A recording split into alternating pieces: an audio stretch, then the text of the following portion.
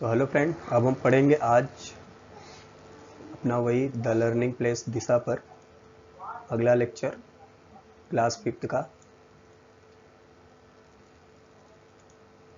Class 5th का first chapter हम आज पढ़ने वाले हैं यहाँ पर। पढ़ता हूँ ना मैं उसी का शॉर्ट वीडियो ओके, तो अब हम देख लेते हैं आज।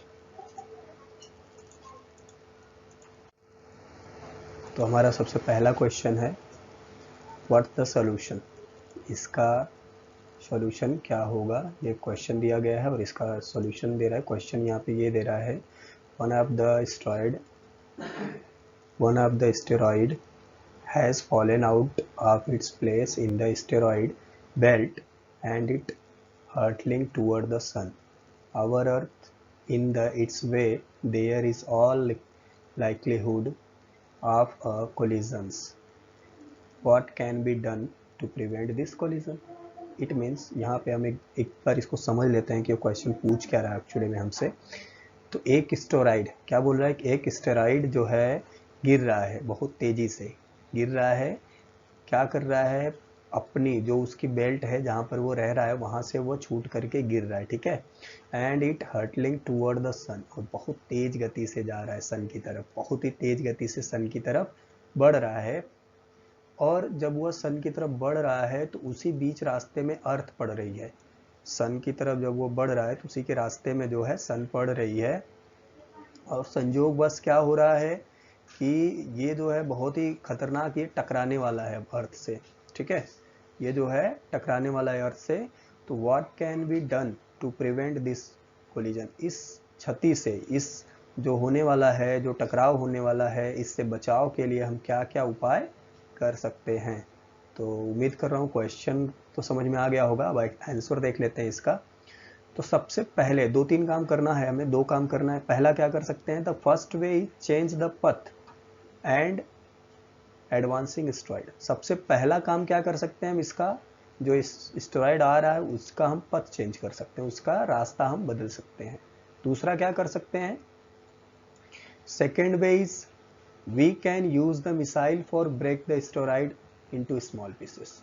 या दूसरा रास्ता हम क्या कर सकते हैं कि इसको हम ब्रेक कर सकते हैं, एस्टेरॉइड को तोड़ सकते हैं, है ना। इसको हम तोड़ देंगे अगर छोटे छोटे भाग में, तो भी अगर ये अर्थ पे गिरेगा तो बहुत ज़्यादा ये नुकसान नहीं पहुंचाएगा। तो दोनों के लिए, दोनों ही काम करने के लिए हमें यूज़ करना पड़ेगा मिसाइल का। दोनों ही काम करने के लिए हमें मिसाइल यूज़ करनी पड़ेगी, चाहे उसका पथ चेंज करना हो या उसे हमें ब्रेक करना हो। ओके, तो दोनों ही काम।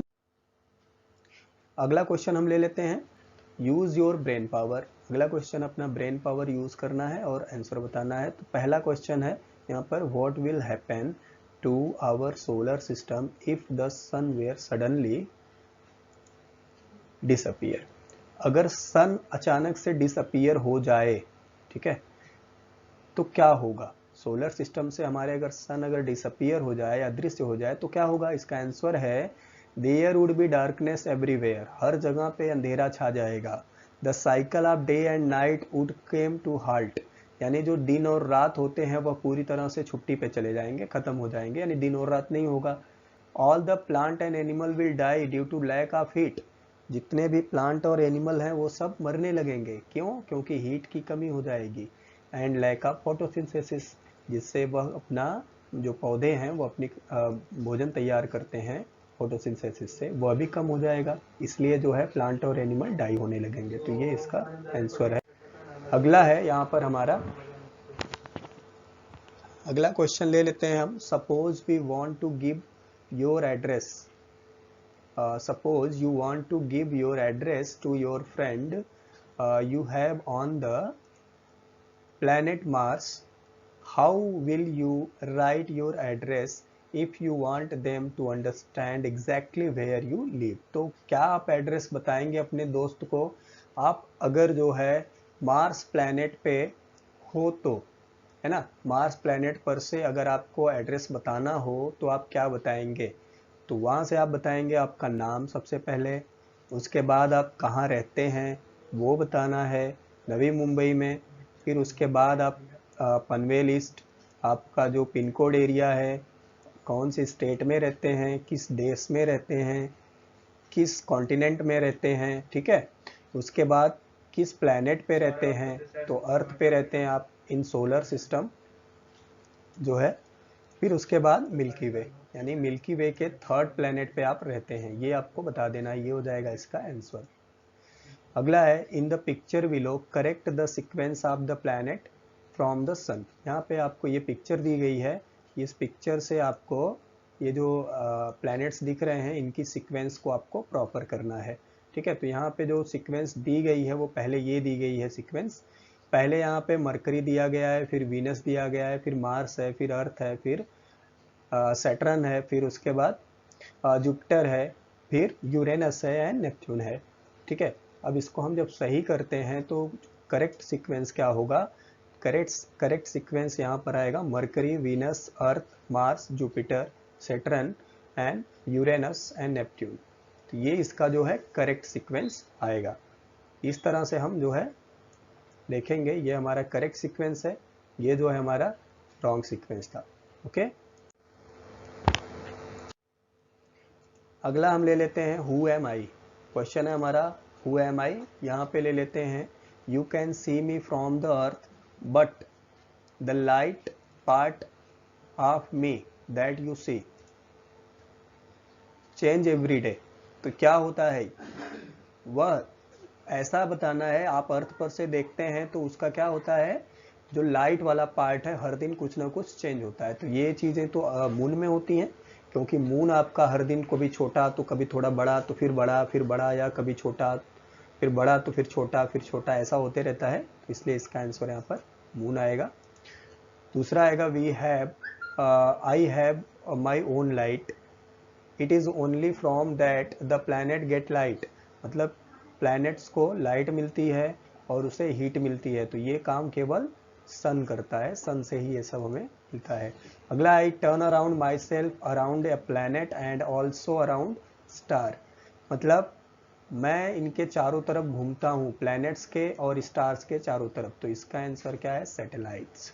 सैटेलाइट जो है घूमती है।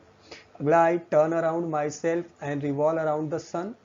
मतलब कि मैं अपने ही जो है चक्कर लगाता हूँ, मतलब अपना राउंड राउंड घूमता हूँ और सन के चारों तरफ मैं चक्कर लगाता हूँ। तो इसका बताना क्या है, ये क्या चीज़ होती है, प्लैनेट। प्लैनेट ही ऐसा करता है ना।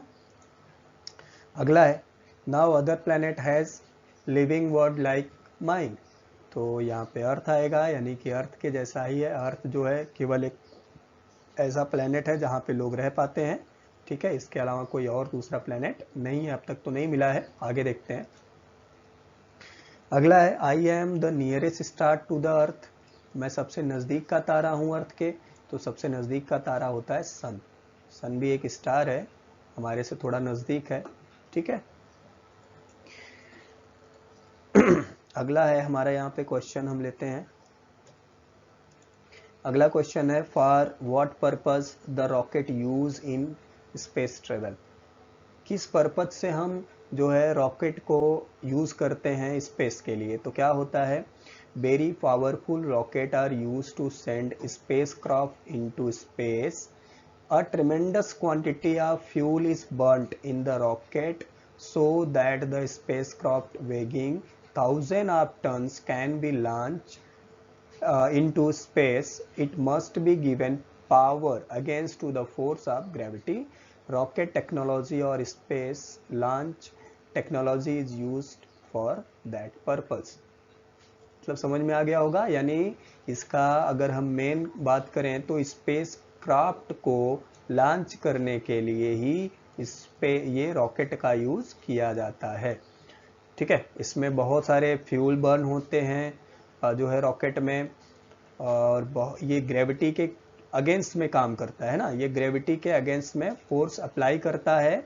इसलिए बहुत सारे इसको जो है फ्यूल की ज़रूरत होती है ताकि ये अपनी स्पीड को बढ़ाए और फोर्स को बढ़ाए, और ये ग्रेविटी के अगेंस्ट में काम करेगा, तभी वो जो है स्पेस क्राफ्ट को ऊपर ले जा पाएगा, ठीक है।